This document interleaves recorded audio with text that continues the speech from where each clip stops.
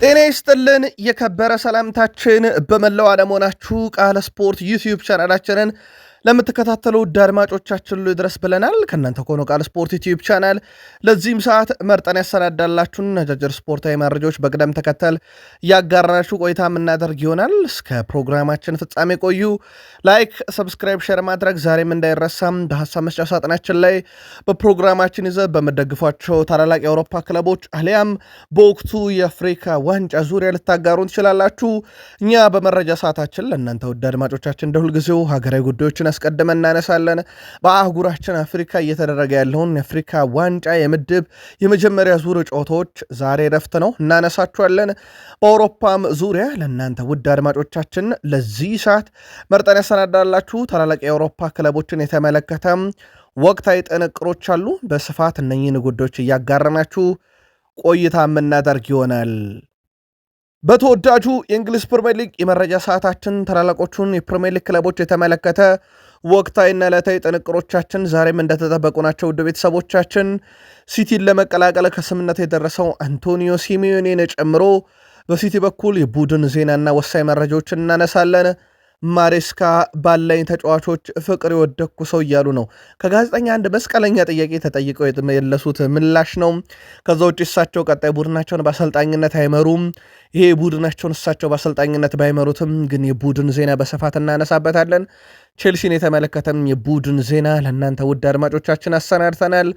በሊቨርፑል በኩል ከተከላካዩ እስከ አማካዩና እንደዚሁም በውሰት ስላለ ተጫዋቻቸው ጨምሮ ሰፋ ያለ ቡድን ዜና እናነሳለን። ወቅታዊ መረጃዎችን በሊቨርፑል በተጠናቀቀ ውድድር ዓመት ሻምፒዮኖቹ በኩልም ይዘናል። እንደዚሁ የሊቨርፑል ደጋፊዎችም ያብራችሁን ቆዩ ብለናል።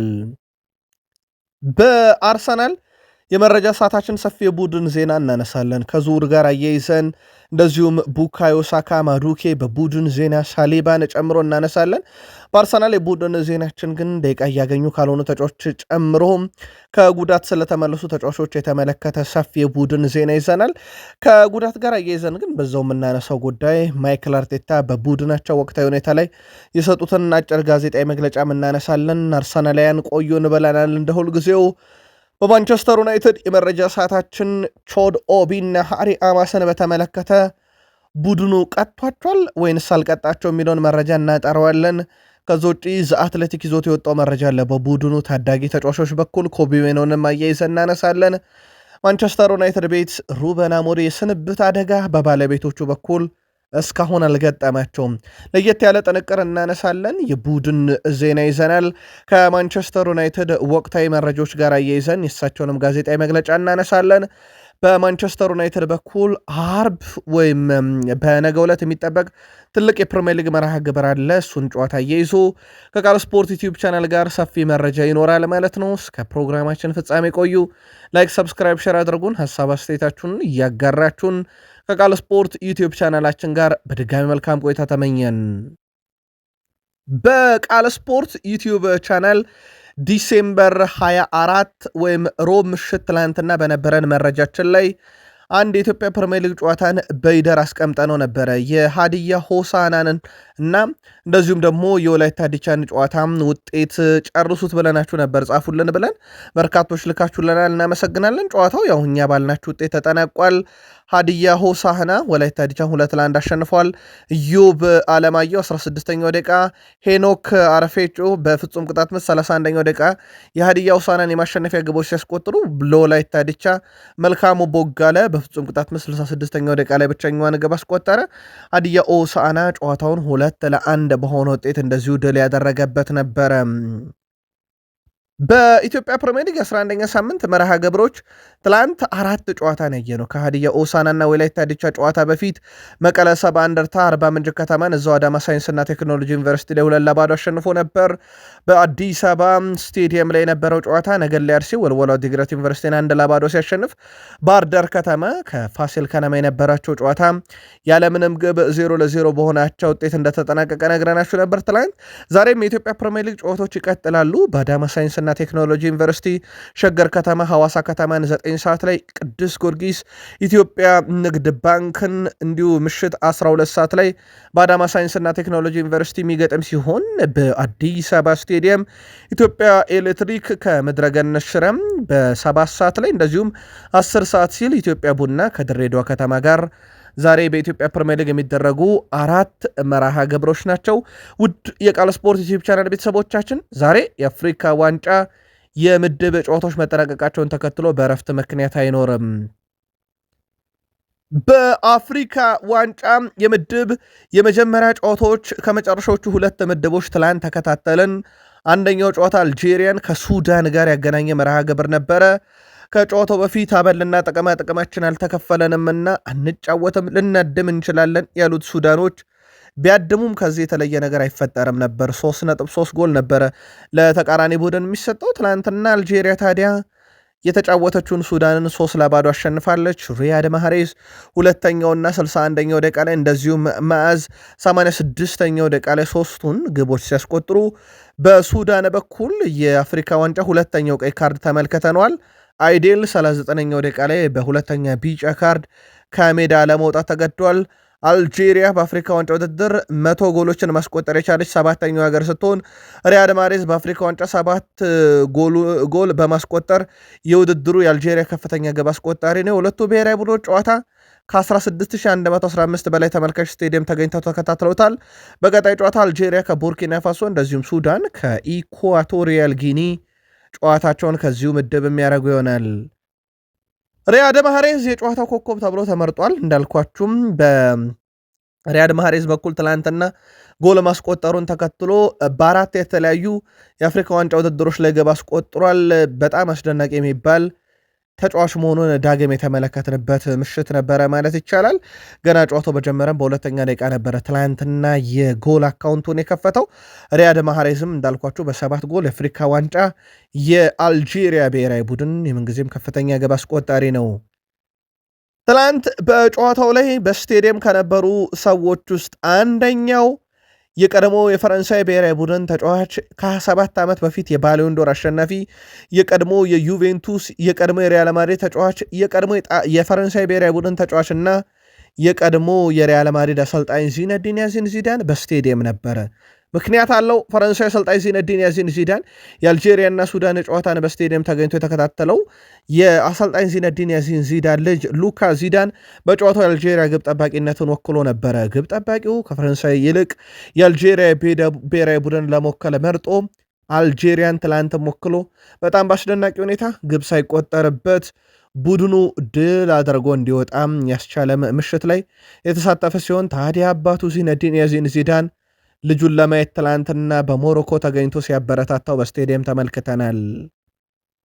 ከዚሁ ምድብ ላይ ነበረ ግን በቃል ስፖርት ዩቲዩብ ቻናል በትላንትናው ዕለት ዲሴምበር 24 በነበረን የስፖርት የመረጃ ሰዓት ሰፊ ሽፋን የሰጠ ነው። ቡርኪና ፋሶ 95ኛውና 98ኛው ደቂቃ ላይ ግብ አስቆጥራ ኢኳቶሪያል ጊኒን 2-1 እንዳሸነፈች ነግሬያችሁ ነበረ። በጣም አስገራሚ ነገር ኢኳቶሪያል ጊኒ 85ኛው ደቂቃ ላይ አይኔህ ቦህ ግብ አስቆጥሮ ይመሩ ነበረ። ግን በኋላም ላይ 95ኛው ደቂቃ ላይ ጂዮርጅ 98ኛው ደቂቃ ላይ ታብሶባ ግብ አስቆጥሮ ነው ቡርኪና ፋሶ ድል ያደረገችው። በጨዋታው ላይ ንዶንግ 50ኛው ደቂቃ ላይ ቀይ ካርድ አይቶ በአፍሪካ ዋንጫ የመጀመሪያው ቀይ ካርድ ነበረ። በጨዋታው ላይ በነገራችን ላይ ቡርኪና ፋሶዊ የመስመር አጥቂ ጆርጅ ሚኖንግ ከ2 ዓመት በፊት ግራይኑ ላይ ጉዳት አስተናግዶ እግር ኳስ እንዳትጫወት ተብሎ ነበረ። ትላንትና ግን ተጫውቶ ግብ አስቆጥሮም እንግዲህ ሀገሩም በተለይም ደግሞ ወደ አቻነት እንድትመጣ ያደረገ ተጫዋች ነበረ። እዚህ ምድብ ላይ አልጄሪያ ብሔራዊ ቡድን 3 ነጥብና 3 ጎል ይዛ አንደኛ፣ ቡርኪና ፋሶ 3 ነጥብና 1 ጎል ይዛ ሁለተኛ፣ ኢኳቶሪያል ጊኒ በአንድ የግብ ዕዳ ምንም ነጥብ የላትም ሶስተኛ፣ ሱዳን በ3 የግብ ዕዳ ምንም ነጥብ የላትም አራተኛ ደረጃ ላይ ተገኝተዋል። የአማድ ዲያሎ ሀገር ኮት ዲቫር የአፍሪካ ዋንጫ የምድብ የመጀመሪያ ጨዋታዋን በድል ተወጥታለች። በአፍሪካ ዋንጫ የምድብ የመጀመሪያ ጨዋታዋን ያደረገችው ኮት ዲቫር ከሞዛምቢክ ጋር ያደረገችውን ጨዋታ 1-0 በሆነ ውጤት ድል አድርጋለች። የኮት ዲቫርን ብቸኛ የማሸነፊያ ግብ ለዩናይትድ እየተጫወተ የሚገኘው አማድ ዲያሎ 49ኛው ደቂቃ ላይ በጨዋታ እንቅስቃሴ ማስቆጠር ችሏል። በዚሁ ምድብ ላይ ኮት ዲቫር ቀጣይ ካሜሮንን እንደዚሁ ሞዛምቢክ ጋቦንን የምትገጥም ይሆናል። አማደ ዲያሎ የጨዋታውን ኮከብ ተብሎ ተመርጧል። ወደ ቤተሰቦቻችን በጨዋታው ላይ አማደ ዲያሎ የጨዋታው ኮከብ፣ የማሸነፊያ ግብ ያስቆጠረ፣ ብዙ የግብ ዕድሎችን የፈጠረ፣ 91 በመቶ ኳስ የማቀበል ስኬት፣ 4 ጊዜ በተጋጣሚ ሳጥን ውስጥ ኳስ የነካ፣ 4 ኳሶችን እንግዲህ በተጋጣሚ ሶስተኛ የሜዳ ክፍል ላይ ያሻገረ፣ 100% ድሪብሎቹ ስኬታማ፣ ከ4-4ቱም ከ9 የመሬት ላይ ግንኙነት 4ቱን ያሸነፈ በጣም አስደናቂ ምሽት የነበረ ብሔራዊ ቡድኑንም አሸናፊ ያደረገ ምሽት ነበረ።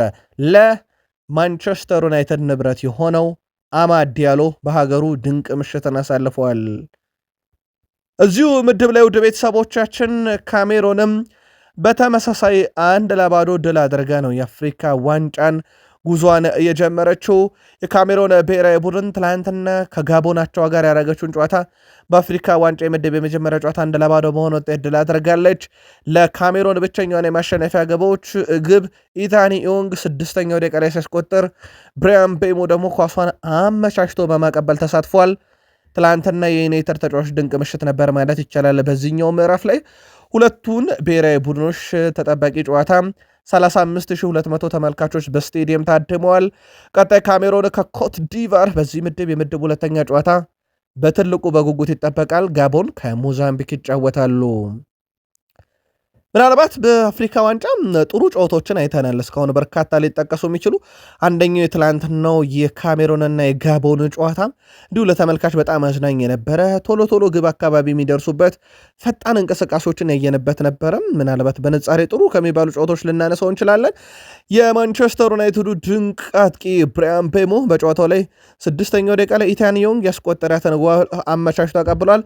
በጨዋታውም ላይ በነበረው እንቅስቃሴ ምክንያት የጨዋታው ኮከብ ተጫዋች ሽልማትን በዚህኛው ጨዋታ ላይ ደግሞ የወሰደው ብሪያን ቤሞ ሆኗል።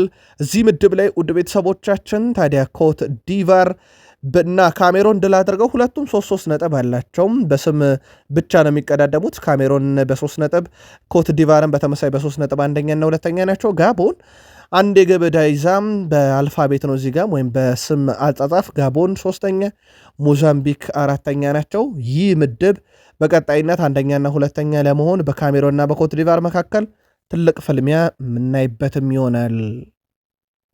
ትላንትና የኤዥያ ሻምፒዮንስ ሊግ ጨዋታ ሲካሄድ ነበረ። ወደ ቤተሰቦቻችን በትላንትና ዕለት አልናስር ከዛዋራ ጋር ጨዋታውን አድርጎ ነበረ። አልናስር ጨዋታውን 5-1 በሆነ ውጤት ድል አድርጓል። ኪንግስሊ ኮማን በጨዋታው ላይ 12ኛውና 6ኛው ደቂቃ ላይ 2 ግቦችን፣ ዌስሊ 19ኛው ደቂቃ ላይ፣ አልአሚር 29ኛው ደቂቃና ዦ ፍሌክስ 44ኛው ደቂቃ ላይ ግብ አስቆጥረዋል። የዦ ፍሌክስ የ44ኛ ደቂቃ ግብ የተገኘችው ከክርስቲያኖ ሮናልዶ የተገኘች ኳስ ነበረች።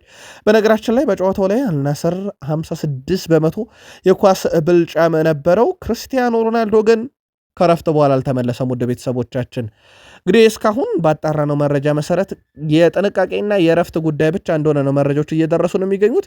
ከዛ ውጭ ግን ተጫዋቹ ተቀይሮ የወጣበት የተለየ ምክንያት ካለ እያጣራ እንገኛለን። ትላንትናም ከኤዥያ ካፕ በኋላ ሮናልዶ ወይም ከአንድ ወር በኋላ በጨዋታ የተሳተፈበት ወይም በነጥብ ጨዋታ የተሳተፈበት ምሽት ነበረ። ሊዮኔል አንድሬስ ሜሲ ካምፕኑን ሲጎበኝ ድንገት ነበረ። ሊጎበኝም መሆኑ መረጃ አልወጣም። የባርሴሎና ሰዎችም እሱ በዛ አካባቢ ስለመገኘቱ መረጃውም አልነበራቸውም። በወቅቱ የካምፕኑ ስቴዲየምን እድሳት ኮንትራት የወሰደውን ካምፓኒ ኃላፊዎች በወቅቱ ካነጋገረ በኋላ እሱ መሆኑን ሲያውቁ ወደ ስቴዲየም አስገቡት። በእርግጥ በኋላ ላይ ብዙ ውዝግብ እንደተፈጠረ ይታወቃል። ኋላ ፖርታ አያውቁም። በኋላም ላይ ግን ይህን ስቴዲየም ሊዮኔል አንድሬስ ሜሲ ከጎበኘ በኋላ በካምፕኑ የተጫወተው ባርሴሎና ድል አራቀውም። በሙሉ ተጋጣሚዎቹን ድል አድርጓል። ቤልባኦን 4-0፣ እንደ ዲፖርቲቮ አላቬዝን 3-1፣ አትሌቲኮ ማድሪድን 3-1፣ አይንትራክ ፍራንክፈርትን 2-1 ሴልታን ያሸነፈበት ሜዳ ነው። በአጠቃላይ እዚህ ሜዳ ላይ ያረጋቸውን ጨዋታዎች በሙሉ ከሜሲ በኋላ ድል አድርገዋቸዋል። ባርሴሎና የ10 ቁጥር መለያንም በተመለከተ ዋን ፉትቦል ቀጣይነቱ በጣም አስገራሚ ብሎታል። በሮናልዲኒዮ ጎቾ 10 ቁጥር መለያም በባርሴሎና በጣም ዘናጯ ቁጥር ነበረች። ሮናልዲኒዮ ጎቾ ብዙዎች በመልክ አይወዱኝም ወይም የመልክ አድናቂ አይደሉም፣ ግን እኔን በጣም የሚወዱኝ በኳስ ስለማዝናናቸው ነው ይል ነበረ። በእርግጥም ሮናልዲኒዮ ጎቾ በርካቶችን አዝናንቷል። ለበርካቶች እግር ኳስ መውደድም ምክንያት ከሆኑ ተጫዋቾች ውስጥ ይጠቀሳል። ቀጥሎችን መለያ የለበሳት ሊዮኔል አንድሬስ ሜሲ ነው። በእግር ኳስ ሕይወት 8 ባሊዮን ዶሮችን ያሳካ የምድራችን ብቸኛው ተጫዋች ነው።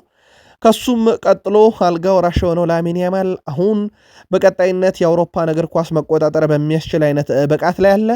ሌላ በጣም አዝናኝ ተጫዋች ነው። በማዝናናት ግን ሶስቱም ተመሳሳይ ይዘት አላቸው። በእርግጥ የሮናልዲኒዮ ጎቾ ትንሽ ወጣ ያለ ይመስላል። ለማንኛውም 10 ቁጥር ለባሾች በባርሴሎና ሌጀንድ ሄዶ ሌጀንድ መጥቶ ሌጀንድ የተፈጠረበት ብሎታል። መልከታችሁን ባርሴሎናውያን አጋሩን።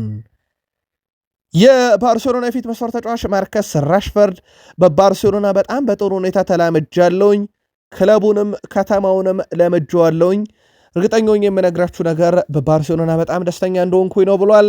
በማንቸስተር ዩናይትድ ቤት ህይወት ከሩበን አሞሬ ጋር አልጣጣም ያለችው ማርከስ ራሽፈርድ ክለቡን ከለቀቀ በኋላ በአስቶን ቪላ የውሰት ጊዜን አሳልፎ ነበረ።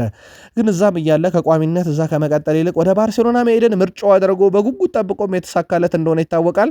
አሁን ቀጣይ ቆይታውም እንዳይረጋገጥም እኔ ግን ክለቡን ብቻ ሳይሆን ከተማውንም ለምጄዋለሁኝ፣ እዚህ ለመቆየት የተሻለኝን ሁሉ አደርጋለሁ ሲል ተደምጧል። ውድ ቤተሰቦቻችን ባሊዮን ዶር ሽልማት ለአንድ ተጫዋች ብቻ በዓመት አንድ የሚሰጥ ሽልማት እንደሆነ ይታወቃል። ግን በእግር ኳስ ባሊዮን ዶር ያመለጣቸው በርካታ የሚያስቆጩ ተጫዋቾች እንዳሉ ይነገራል። በርካቶችም በዚህ ዓመተ ምህረት የተካሄደው ባሊዮን ዶር ይገባኝ ነበር ሲሉም ይደመጣሉ። በበርካታ የሜዳ ክፍል ላይ በርካቶችን ልንዘረንዝር እንችላለን። የዛሬ አጀንዳችን ግን ተከላካይ ሆነው ባሊዮን ዶርን ለጥቂት ያጡ ተጫዋቾች ባለፉት 10 ዓመታት እነማን ናቸው የሚለውን እንመልከት። ወይም የተከላካይ አማካይ ሆነው ሃቬር ማሻሮኑ 2015 ላይ አጥቶታል። በጣም ተጠባቂ ነበረ። ፔፔ የቀድሞ የሪያል ማድሪድ ተጫዋች 2016 ላይ፣ ሰርጂዮ ራሞስ 2017፣ ራፊኒያ 2018፣ ቨርጅል ቫንዳይክ 2019፣ ጆርጂዮ ቼሊኒ 2021 ላይ እንደዚሁም 2022 ላይ ልናነሳ እንችላለን። የቨርጅል ቫንዳይክን የናፖሊ ተጫዋች የነበረው ኮሬ 2023 ላይ የሪያል ማድሪዱ ተጫዋች የነበረው በእርግጥ አሁንም ተጫዋች ነው ዳኒ ካርቫል በእርግጥ በካታር ክለብ እየተፈለገ ይገኛል 2024 ላይ። እንዲሁም 2025 ላይ ደግሞ የአሽራፍ ሀኪሚ በትልቁ ይጠቀሳል። ግን እናንተም በሀሳብ መስጫ ሳጥናችን ላይ ባሎን ዶር የሚገባው ግን ያመለጠው ተጫዋች ማን ነው ጻፉልን። ውድ የቃል ስፖርት ዩቲዩብ ቻናል ቤተሰቦቻችን ከእናንተ ከሆነው ቃል ስፖርት ዩቲዩብ ቻናል የሰዓቱን የተመራረጡ ስፖርታዊ ጥንቅሮችን እያጋራናችሁ እንገኛለን። ከተወዳጁ የእንግሊዝ ፕሪሚየር ሊግ ታላላቅ ክለቦችና ወቅታዊ መረጃዎች ወዳገኘናቸው የዕለቱ ጥንቅሮቻችን እንሻገር። ከፕሪሚየር ሊግ የመረጃ ሰዓታችን ጋር በድጋሜ ላይ ሰብስክራይብ፣ ሼር እያረጋችሁን ከቃል ስፖርት ዩቲዩብ ቻናል ጋር መልካም ቆይታን ተመኘን። የማንቸስተር ሲቲ ተጫዋች ለመሆን ከስምነት ደርሷል።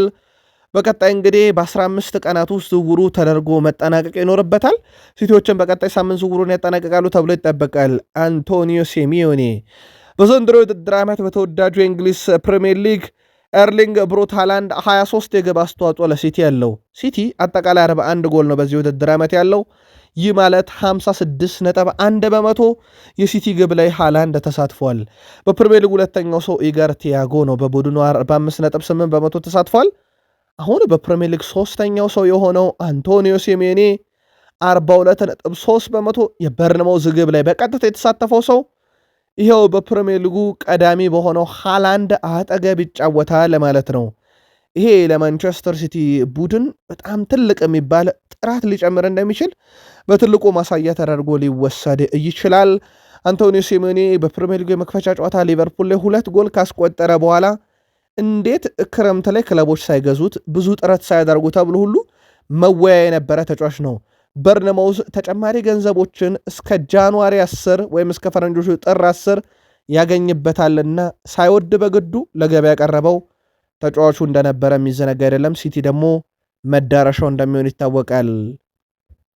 አንቶኒዮ ሲሜዮኔ በስካይ ስፖርት ጋር ቆይታ ነበረውና በርካታ ጥያቄዎች ተጠይቆ ነበረ። አንደኛው የማይቀር ጥያቄ ከሜሲ ወይንስ ከሮናልዶ ማን ላንተ የተሻለው ወይም ምርጡ ነው ተብሎ ጠይቆ ነበረ። እሱ ክርስቲያኖ ሮናልዶ በእግር ኳስ ላደረጋቸው ነገሮች ትልቅ ክብር አለኝ፣ ሮናልዶ የእግር ኳስ ምርጥ ነው። ሁለቱም ማለትም ሜሲም ሮናልዶን በእግር ኳስ በጣም ምርጡን ነገር አድርገዋል። ለእኔ ግን ሜሲ ይለይብኛል። በግል የሜሲ አድናቂ ነኝ። ያ ማለት ግን ሮናልዶ በእግር ኳስ ስላደረገው ነገር ክብር አይገባውም እያልኩ አይደለም። የሮናልዶንም ነገር እያጣጣልኩ አይደለም። ሮናልዶ በእግር ኳስ ዓለም በርካታ አስደናቂ ነገሮችን አድርጓል። በግል ከጠየቀኝ ግን የሜሲ አድናቂ ነኝ ብሏል። ግን ለሁለቱም ያለውን ክብር ገልጿል። በማንቸስተር ሲቲ ቤት በቀጣይ ዓመት እንግዲህ ተጫዋቹን ለማየት ሲቲዝኖች ምን ያህል ዝግጁ ናችሁ? ጻፉልን። ከሲቲ ጋር በተያዘ ግን አንድ መረጃ እንጨምርላችሁ። ዴቪድ ሲልቫ የቀድሞ የማንቸስተር ሲቲ የግራ እግር ኮከብ በጣም አስደናቂ፣ በተለይም ኳሷን ሲገፋት ብዙ ጊዜ ከእግሩ ስር ብዙ ማትርቅ ለተቃራኒ ተጋጣሚዎች በጣም አስቸጋሪ የሆነ አይነት ተጫዋች ነው። በዛ ላይ በጣም ቴክኒካል ነው። ሳጥን ውስጥ የሚያሻገራቸው ኳሶች፣ የሚያስቆጥራቸው ግቦች ፍጹም የተለዩ ናቸው። ዴቪድ ሲልቫ የቀድሞ ስፔናዊ ተጫዋች ከፔፕ ጋርዲዮላ ጋር መስራት ላቅ ያለ ደረጃ ያለው ሌላ ደረጃ ውስጥ መገኘት ብሎታል። ቡድንን አስደናቂ በሆነ መንገድ ይገነባል። እኔ ግን ከሁሉም ከፔፕ ጋርዲዮላ አሰልጣኝነት ውስጥ የሚገርመኝ ስለምንገጥመው ቡድን አስቀድሞ ጥንቅቅ ያለ መረጃን ሚስ ስለምንገጥመው ቡድን ያለውን መረጃ ከነገረን በኋላ ሜዳ ላይም ያለን ነገር የሚገጥመን ለማሸነፍም መረጃን የሚጠቀም አሰልጣኝ ብሎታልና ከሱ ጋር መስራት እውነት ለመናገር ሌላ ደረጃ ነው ሲል ተደምጧል። ፔፕ ጋርዲዮላ በዓመቱ መጨረሻ ከሲቲ ሊለቅ ይችላል፣ ማሬስካ ሊተካው ይችላል የሚለው መረጃ ከሰሞኑ አየሩ ላይ መነጋገር የነበረ ጉዳይ እንደነበረ ይታወቃል። ማሬስካ ባሉኝ ተጫዋቾች ፍቅር የወደኩ ብለዋል። እቺን ነገር የተናገሩት ትላንትና በጋዜጣዊ መግለጫ ላይ ከጋዜጠኛ አንድ ጥያቄ ሲቀርብላቸው ነው። ማሬስካ እንዴት ሲሜኒ ከቼልሲ እጅ አመለጠ ተብለው ነው የተጠየቁት። እሳቸውም አይ እኔ ባሉኝ ተጫዋቾች ፍቅር የወደኩኝ ሰው ነኝ፣ እጅግ በጣም አስደናቂ፣ ለማየት የሚማርኩ፣ ለአሸናፊነት የታጩ በጣም አስደናቂ ተጫዋቾች አሉኝ ሲሉ ተደምጠዋል። ኤንዞ ማሬስካ አያይዞም እንግዲህ 100 በላይ ጨዋታዎችን ያደርጋለሁ፣ በሁሉም መድረክ 3 ጨዋታዎችን ግን ተቀጥቻለሁ ብለዋል።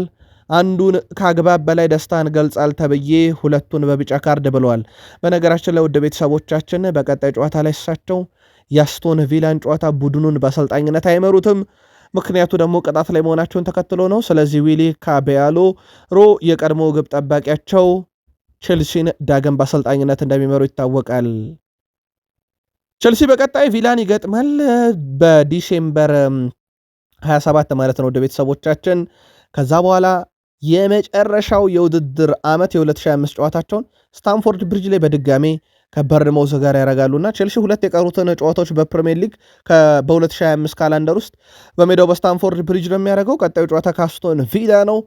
አስቶን ቪላን በስታንፎርድ ብሪጅ ሲገጥሙ ኤንዞ ፈርናንዴዝ በጣም ምርጡ ተጋጣሚ ነው። በነገራችን ላይ ቪላ 3 ጎሎችን ባለፉት 4 ጨዋታ ቪላ ላይ አስቆጥሯል። እናም ቪላን መግጠም ለተጫዋቹ በጣም ቀላሉ አጋጣሚ ሆኗል። ቀጣዩ ተጋጣሚያቸው ነው። በተጫዋቹ በኩልም ለቀጣይ ጨዋታ 100% ዝግጁ ነኝ፣ ለቡድን የተቻለኝን ሁሉ አደርጋለሁ፣ በዚህ ውድድር ዓመትም ልክ እንዳምናው ሁሉ ዋንጫ የምናሸንፍበት ይሆናል ሲል ተደምጧል። የቼልሲው ተጫዋች ትሮቫ ቻሎቫ ወደ ቡድኑ ዳግም ከተመለሰ በኋላ እድል አግኝቷል። ከቼልሲ የለቀቀበት መንገድ አይደለም የቼልሲን መለያ ለብሶ ሊጫወት የቼልሲን ስም ይጠራል ተብሎ አይታሰብም ነበረ። ተጫዋቹ እንዴት እንዳገለሉት ይታወቅ ነበረ በወቅቱ። በኋላም ላይ ግን በፓላስ ሄዶ ራሱን አገግሞ ተመልሶ መጣ። ዘንድሮ በጉዳትም በሳሳው ቡድን ውስጥ ግን በጣም ወሳኙ ተጫዋች ሆኗል። ባለፉት 11 ጨዋታዎችን ከተጫወቱ ተጫዋቾች ውስጥ ትሮቫ ቻሎቫ 7.25 በሁስኮርድ በማግኘት ምርጡ ሆኗል። በቦታው ላይ የፓላሱ ማርክ ጉዌ የሬቲንግ ደረጃ ወደ 7.18 ሁለተኛ፣ ማሊክ ቲያው የኒካስሉ ሶስተኛ፣ ማርኮ ሴኔስ የበርንማውዝ አራተኛ፣ ክርስቲያን ሮሜሮ ቶትናሙ አምስተኛ ተቀምጧል በተሰጣቸው ሬቲንግ ላይ። ይህ የትሮቫ ቻሎቫ ግን የጥራት ደረጃ ቼልሲ ቤት ቢያንስ አሁን ለተገኙበትም ደረጃ ለመገኘታቸው በጥራት ደረጃ ላይ ይጠቀስ ይችላል።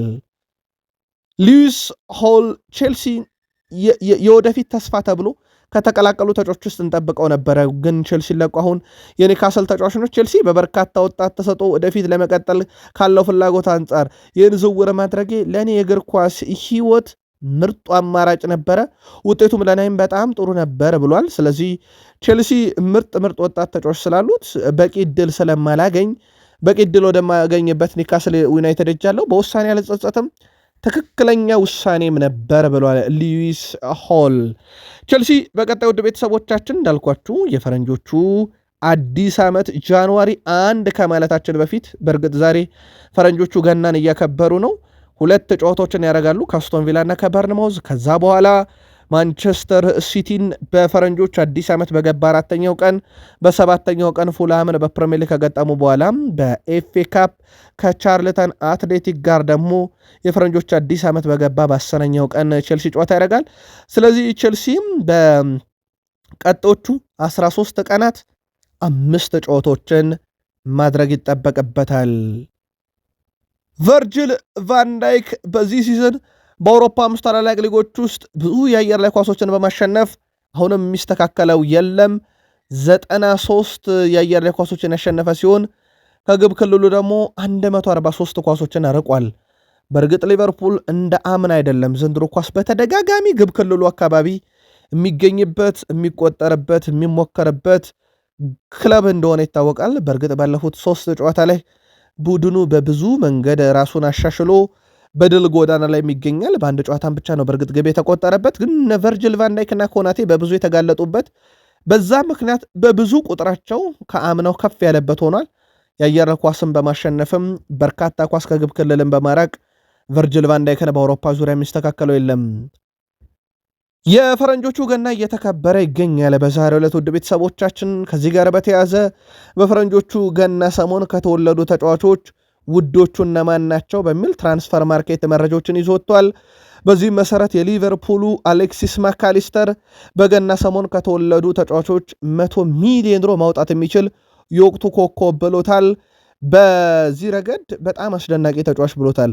በነገራችን ላይ በገና ሰሞን ከተወለዱ ግን ደግሞ በዋጋ ደረጃ ውድ ተብሎ እስከዛሬ ከተቀመጡት ውስጥ 2015 ላይ አሮን ራምሴ 45 ሚሊዮን ዩሮ፣ 2021 ላይ ልክ በገና ሰሞን ከተወለዱት ቦዋንዲ አርጀንቲና ተጫዋች 35 ሚሊዮን ዩሮ በወቅቱ ማውጣት የሚችል ሌላ ውዱ ተጫዋች ነበረ። ሎሪስ ካሪየርስ ይህም 2018 ላይ 30 ሚሊዮን ዩሮ፣ ሴኒዮጎ ይሄ አይቮሪያን ተጫዋች ነው በ2025 ዘንድሮ 28 ሚሊዮን ዩሮ ማውጣት እያለ ይቀጥላል። በገና ሰሞን የተወለዱ በጣም ውድ የነበሩትን ግን የአሌክሲስ ማካሊስተርን አያክሉም ብሏል። በጣም ውዱ ተጫዋች ብሎታል። በሊቨርፑል ያለውን ስታትስም ትላንት በልደቱ ምክንያት አድርሰናችሁ ነበረ። ክሎፕ 2023-24 ላይ ሃርቪ ኤሊዮትን በተመለከተ ለሊቨርፑል ወደፊት ትልቅ ተጽዕኖ የሚፈጥር ተጫዋች ብለውት ነበረ። የቀድሞ የሊቨርፑል አሰልጣኝ የነበሩት የርገነ ክሎፕ ሃርቪ ኤሊዮት በቀጣዮቹ ዓመታት ውስጥ በክለቡ ተጽዕኖ ይኖረዋል ብለው ተናግረው ነበር። እሳቸው ክሎፕ ኤሊዮትን 2021-22 ላይ ከደረሰበት ከባድ የቁርጭምጭሚት ጉዳት በፊት የቡድኑ ምርጥ ተጫዋች እንደነበርና አሁንም ወደዛ ደረጃ እንደሚመለስ እምነት አለኝ ብለውም የተናገሩለት የመሰከሩለት ነበረ። ክሎፕ 2023-24 ላይ ታዲያ ሲናገሩ ኤሊዮት ከጉዳት በፊት ምርጥ ተጫዋች ነበረ፣ ምርጥ ብቃትም ነበረው። ጉዳት አጋጠመው፣ ከዚያ አገግሞ ተመለሰ። በፍጥነት ለመመለስ ትንሽ ጊዜ ወስዶበታል። ነገር ግን ባለፈው ጨዋታ ያሳየውና በብዙ አጋጣሚዎች ወደ ሜዳ ሲገባ የሚያሳየው ለእንግሊዝ ከ21 ዓመት በታች ቡድን ያሳየው ሁሉ ሃርቪ ኤሊዮት ምን መሆን እንደሚችል ያሳየ ብለው ተናግረውለት ነበረ። አሁን ግን ያ ተጫዋች ሃርቪ ኤሊዮት በአሰልጣኝ አርኔ ስሎት የማይፈለገውም ቀጣይ የእግር ኳስ ሕይወቱንም ሲጠየቅ እኛን አይመለከትም አይነት ይዘት ያለው ሐሳብ ያገሩበት ነበር። ምናልባት ከክሎፕ በኋላ በሊቨርፑል የታሰበውን ያህል ካላደጉ ተጫዋቾች ውስጥ ሃርቪ ኤሊዮት ይጠቀሳል። ከአርሰናል ጋር በተያዘ ውድ ቤተሰቦቻችን በጥር ዝውውሮችን ሊያደርጉ የሚችሉበት እድሎች አሁንም አልተዘጉም ይላል የስካይ ስፖርት ዘገባ። አርሰናል በተለይም ከወደ ጣሊያን አካባቢ ኤስ ሚላን ቤት ታዳጊዎችን እያዩ ነው፣ ወጣት ተጫዋቾችንም እያዩ ነው። እናም አንድሪያ ቤርታ ምናልባትም ክረምት ላይ በጣም አስደማሚ የዝውውር መስኮት ቡድኑን እንዲያሳልፍ ካደረጉት በኋላም በጥርም እንግዲህ እሳቸው ማን ሊያመጡበት ይችላሉ የሚለው ይጠበቃል። ግን ከወደ ኤስ ሚላን አካባቢ አንድ በጣም ወጣት ተጫዋች እየተመለከቱ መሆኑን ነው ስካይ ስፖርት ያስነበቡ። ስሙን እንዳገኘን በቃል ስፖርት ዩቲዩብ ቻናል እናጋራችኋለን። ሊ ጁድስ ከአርሰናል ወቅታዊ የቡድን ስኳድ ዴብዝ ጋር በተያያዘ በተለይም በወቅታዊ ብቃት ላይ በጣም እያስገረመ ነው ብሏል። ማዱኬን በተመለከተ ሀሳቡን ያጋራው ሊ ጁድስም በክሪስታል ፓላስ ጨዋታ ላይ ያሳየው ብቃት ሳካን በደንብ እንዲያርፍ ያደረገ፣ አርሰናልም ሳካ በሌለበት ሰዓት ላይ ብዙ እንዳይጨነቅ ያደረገ ብቃት ያሳይቷል ብሏል። በነገራችን ላይ ውድ የቃል ስፖርት ዩቲዩብ ቻናል ቤተሰቦቻችን ቡካዮ ሳካን በተመለከተም የቀድሞ የፕሪሚየር ሊግ በቼልሲ ተጫዋች እና ሆነ በአትሌቲኮ ማድሪድ የሚገኘው እንግሊዛዊ ኮነር ጋላገር ቡካዮ ሳካም በፕሪሚየር ሊግ ያየሁትም ምርጡ የቀኝ አጥቂ ብሎ አወድሶታል። ግን አሁን የቀድሞ ተጫዋች ከነበሩት ውስጥ አንደኛው ሊ ጁድስ ግን ቡካዮ ሳካ በሌለበት ጨዋታ የሚያስደምመን ሰው ቡካዮ ሳካን አለመኖር ያስረሳ ሰው መጥቷል። ግን እንደዛም ቢሆን ቡካዮ ሳካን አናጣውም ብሎም ቡካዮ ሳካ በምርጥ ብቃት ላይም እንደሚገኝ አንስቷል። ከአርሰናል ቡድን ጋር በተያዘ ዊሊያም ሳሊባ በፕሪሚየር ሊጉም በካራባኦ ካፑም በኤፍኤ ካፑም በሻምፒዮንስ ሊጉም ሁሉ ነገር በእጁ ላይ ያለ ቡድናቸውን በተመለከተ ማይክል አርቴታ ነው እዚህ ያደረሱን ብሏል። ዊሊያም ሳሊባ ምስጋና ለማይክል አርቴታ ይግባና ቡድኑን የዋንጫ ተፎካካሪ ያደርጎታል ብሏል። ዊሊያም ሳሊባ በጣም አስደናቂ በሆነ መንገድ በፍጹም ቅጣት ምት ክሪስታል ፓላስን ድል አድርጎ ግማሽ ፍጻሜ በደረሰ ቡድናቸውም ደስተኛ መሆኑን ከተናገረ በኋላ ለዚህ ግን ለማይክል አርቴታ ክሬዲቱን መስጠት ይጠበቅብናል፣ ቡድኑን ፍጹም የዋንጫ ተፎካካሪ ያደርጎታል ብሏል። ይህንን የአርሰናል ደጋፊዎችም ያምናሉ፣ ምንም ጥያቄ የለውም። የአርሰናል ደጋፊዎች ግን ከዓመት ዓመት ጥያቄያቸው በዚህን ያክል ደረጃ በጥራት የሚፎካከረው ቡድናችን ዋንጫ ያስፈልገዋል በሚለው ጉዳይ ላይ ብቻ እንደሆነ ይታወቃል። የአርሰናል ቡድን ውስጥ ዘንድሮ ያው ጉዳት በተለይም ከ13ኛ 14ኛ ሳምንት በኋላ ማይክል አርቴታን በባህሪ ደረጃ ሁሉም የሜዳ ክፍል ላይ መጫወት የሚችሉ ተጫዋቾችን ማስፈረም ለምን እንደሚፈልጉ ማሳያ ነበረ። ክርስቲያን ኖርጋርድ በአገኙት አጋጣሚ ሁሉ በተከላካይነት በመሃል በአማካይ በታወቀበት ቦታ በ6 ቁጥር ቦታ እያሰለፉት ነው። ለአብነት ያክል ዲሴምበር 23 በነበረውም የካራባኦ ካፕ የሩብ ፍጻሜ ጨዋታ ላይም 9 ኳሶችን ሶስተኛ የሜዳ ክፍል ላይ ያቀብሏል። 8 ኳስ መልሶ ነጥቋል። 6 የመከላከል ስራን ተሳትፏል። 67 በመቶ የአንድ ለአንድ ግንኙነቶችን አሸንፏል። ግን በማያውቀው መንደር ነው ያሰለፉት። እሳቸው ወደ ሳይሆን ተገደው ነው። ግን ደግሞ ማይክል አርቴታ አንዳንዴ ገበያው ላይ ወደ ቡድኑ እንዲመጡ ያደረጓቸው ተጫዋቾች ውስጥ ሲታይ ሚኬል ሜሪኖን በ9 ቁጥር ምርጥ ተጫዋች እንዲሆን እንዳደረጉ ይታወቃል። እሳቸው አሁን ደግሞ ክርስቲያን ኖርጋርድን በመሃል ተከላካይነት እየተጠቀሙት እንደሆነ ይታወቃል። ኢታን ዋኔሪ ባለፈው ዓመት ጥሩ ደቂቃዎችን አግኝቶ ነበረ። ዘንድሮ የሚያገኛቸው ደቂቃዎች በጣም ቀንሷል። ለአብነት ያክል በፕሪሚየር ሊግ 17 ሳምንት ላይ ደርሰናል። የተጫወተው ደቂቃ 2 ጨዋታ እንኳን አይሞላም። በድምር 165 ደቂቃ ብቻ ነው። በአውሮፓ ሻምፒዮንስ ሊግ 101 ደቂቃ ብቻ ነው የተጫወተው።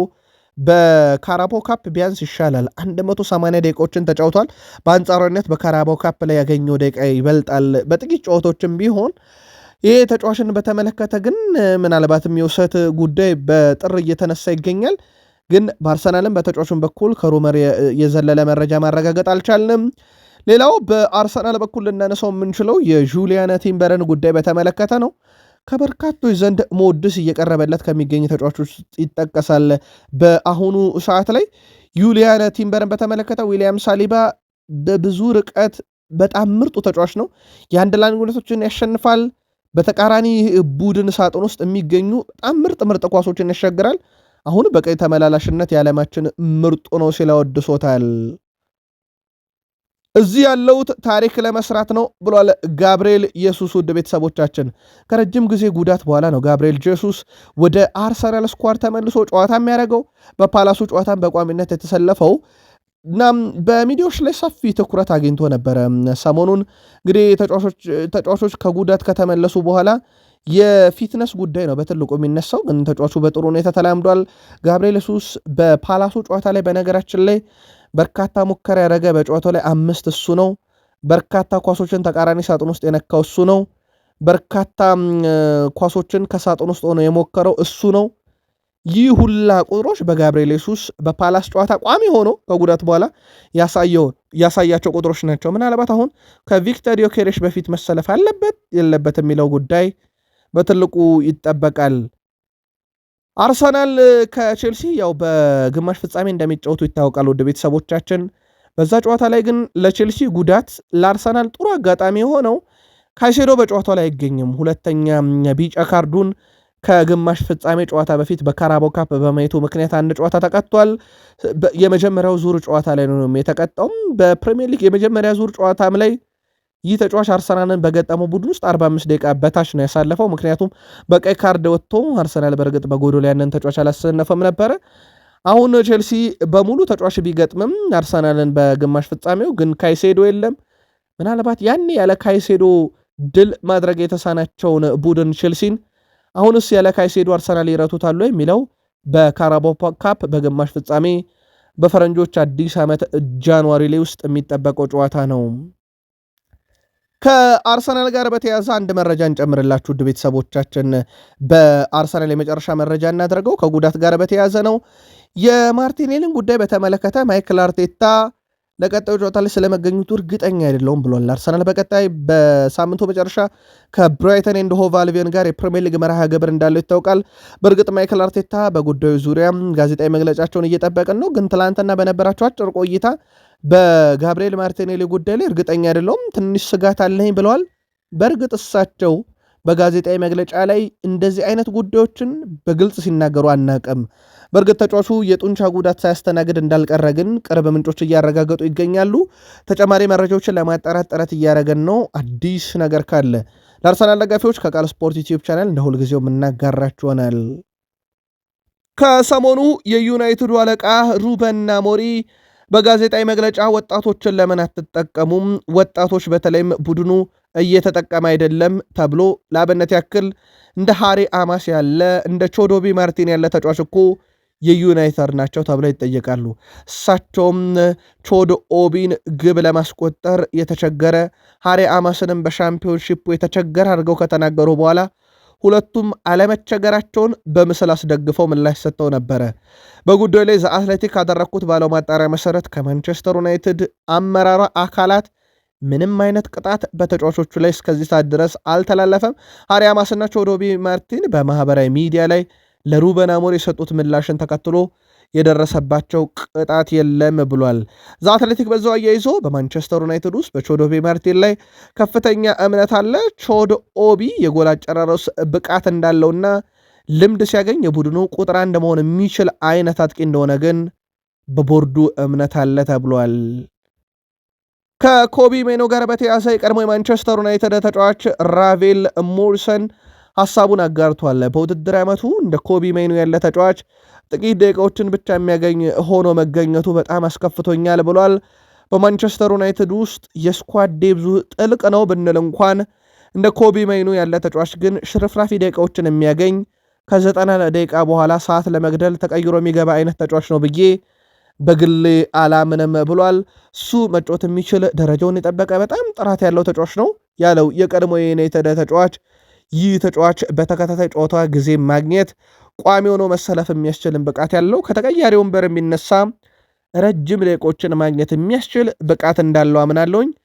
አሁን ግን እየተሰጠው ባለው ደቂቃ እኔ ተቀባይነት አለው ብዬ አላምንም ብሏል። በእርግጥ ከሰሞኑ ብሩኖ ፈርናንዴዝ ተጎድቶ ነበረ። እንደ አጋጣሚ ሆኖ የኮቢ ሜኖ መጎዳት እንጂ ሩበን አሞሪም ብሩኖን ካላስቀመጥ ኮቢን አላሰለፍም ብለው በግዳጅም ቢሆን ያለ ብሩኖ የሚጫወቱበት ሰዓት መጥቷልና ይጠቀሙታል አይጠቀሙት የሚለውን እንዳናረጋግጥ ራሱ ኮቢ ሜኖን ጉዳት እንዳጋጠመው ይታወቃል። በመጀመሪያዎቹ 44 የፕሪሚየር ሊግ ጨዋታ የሩበን አሞሪም የድል ብዛት 14 ብቻ ነው። ውድ ቤተሰቦቻችን 30 ጨዋታ ላይ ቡድኑ ወይ ተሸንፏል ወይ አቻ ወጥቷል። ይህንን ስሌት እሳቸው መንበረ ስልጣኑን ከተረከቡት ኤሪክ ቴናግ ጋር ካነጻጸር ነው ቴናግ ከ44 የፕሪሚየር ሊግ ጨዋታ በኋላ 30ውን በድል ያጠናቀቁ። አሁን ሩበን አሞሪም ያሸነፉትን ያህል ጨዋታ ብቻ ላይ ወይ የተሸነፉ ወይ አቻ የወጡ ናቸው። ይህን በብዙ መንገድ ብናነጻጽረው የኤሪክ ቴናግ የመጀመሪያ 44 ጨዋታ ፍጹም በሚባል ደረጃ ከሩበን አሞሪም ውጤታቸው የተሻለ ነው። ግን አሁንም በማንቸስተር ዩናይትድ በደጋፊውም ብዙ ያልተረጎመባቸው በቦርዱም እምነት ያላቸው አሰልጣኝ ኤሪክ ቴናግ ናቸው። ምክንያቱ ግን ምንድን ነው ብላችሁ ታስባላችሁ?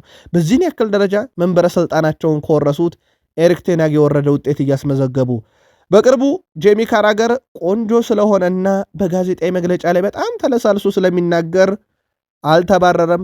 ከዛ ውጭ እንደነ ሞሪኒዮ አይነት አሰልጣኝ ቢሆን ይባረር ነበር በንግግር ደረጃም ማለቱ ይታወቃል።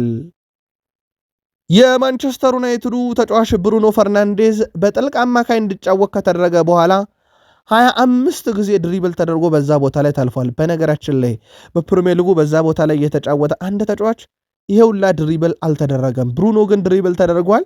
ያ ማለት ተጫዋቹ ፍጹም የማይገኝ ባህሪው ቦታ ላይ እንዲገኝ መደረጉ ራሱም በብዙ ያሽቆለቆለ ቁጥር በዚህ ረገድ በድሪብል በተደረጉ ተጫዋች ደረጃ ቡድኑም እንዲጎዳ ያደረገ ይመስላል። በእርግጥ ማንቸስተር ዩናይትድ በቦታው ላይ ተጫዋች ለማምጣት ደፋ ቀና እያለ እንደሆነ ይታወቃል።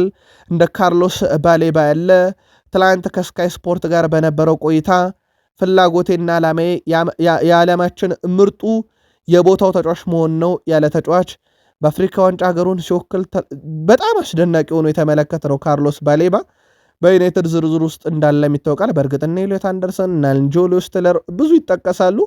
ግን ብሩኖ እዛ ቦታ ላይ ሲሰለፍ ለዩናይትድ አደጋው ብዙ መሆኑን ይህ የኦፕታ የስኳካ እና የስኮርድ ቁጥር እንደ ትልቅ ማመልከቻ ሊወሰድ ይችላል።